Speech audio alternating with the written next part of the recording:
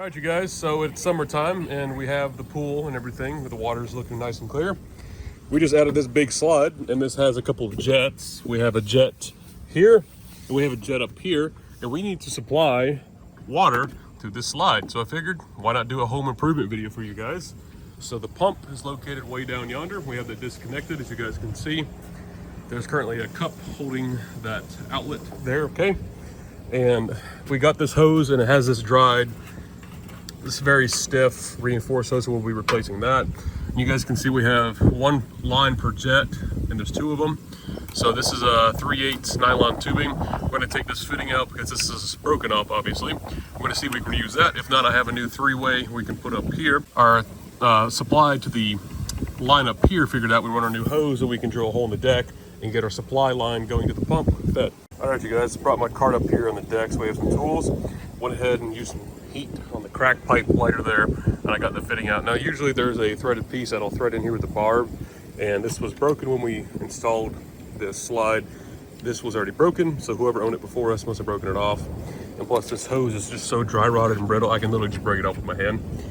So I'm sure this is like a PET or like a PEC or a PEC or some type of fitting that comes in a kit for the nozzles, but I'm going to replace it with this 3/8 barb that'll go in there. So again, this is a 1/2 inch inside diameter line, exact same one, reinforced nylon to replace this one.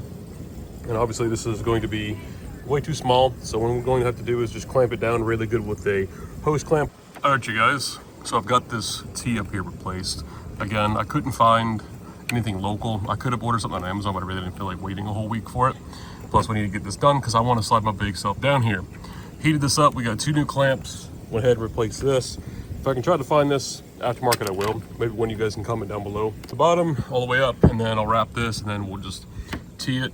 I'll probably put the ball valve for this because obviously the supply from the pump is going to be running non-stop, sending pressure up here.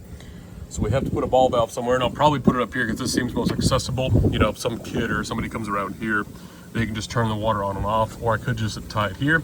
We'll figure that out, but I do have a ball valve there, obviously. All right, you guys, I've got a couple different drill bits here. I'm gonna use my paddle bit set. All right, we need to go ahead and drill, I believe the outside of this is 1 inch, something like that. Just gonna use a paddle bit. We're gonna come up to this most inner hole and just go straight down with it. All right, you guys, so I used a 1 inch drill bit. The outside of this was really like a, thank you, cock.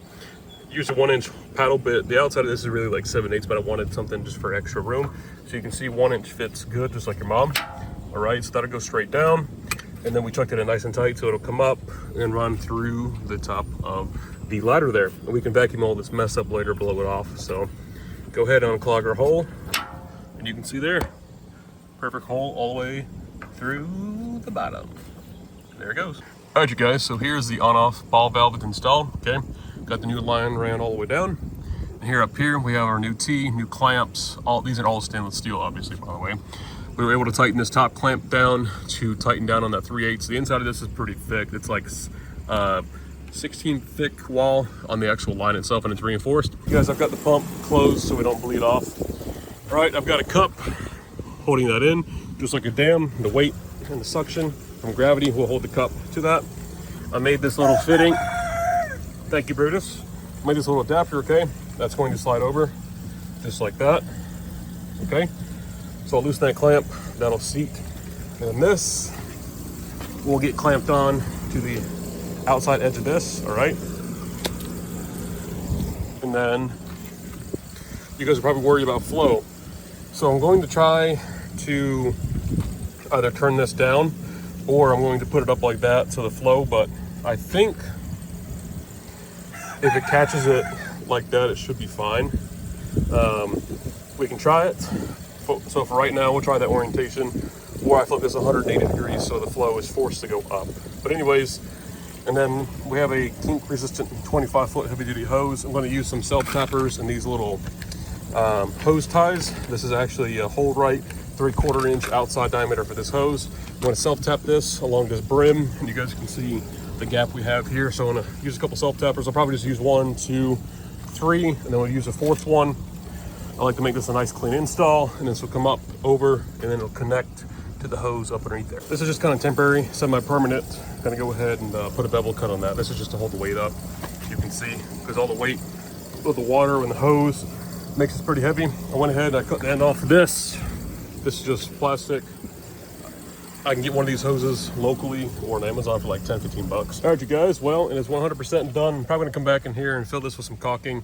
Originally, I was gonna use the threaded adapter you guys saw that screwed in the end of the hose and had a 1/2 inch barb that I had brazed together. But I went to the store and got a plastic 5/8 to 1/2 inch barb. I'll show you guys that here in a second, but we have all that running up. And then the water is actually already starting to flow from gravity up and down. It was actually pouring on me when I was down there screwing up underneath the deck. So other than that, our cup is taken off the outlet there. So we're gonna come up, and obviously due to gravity, the water is going to hit a high spot. All right, so you guys can see the connection up here, all right? I left some slack here just in case we ever need to trim this hose up or something. Put one more here, and that's that 5/8 to 1/2 inch barb.